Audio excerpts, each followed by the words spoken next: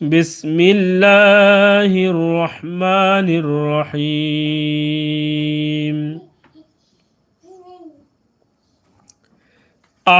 হামজা জবর বা জবর বা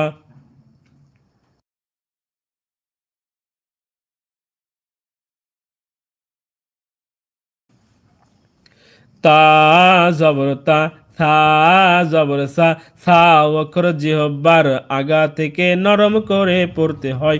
জিম জবর যা জিম অক্ষর জিহ্বার মধ্যখান তার বরাবর ওপরে তালুর সঙ্গে লাগাইয়া তিনটি অক্ষর উচ্চারণ হয়। জিম শিন ইয়া জিম শিন ইয়া তিনটা অক্ষর এক জায়গা থেকে উচ্চারণ হবে।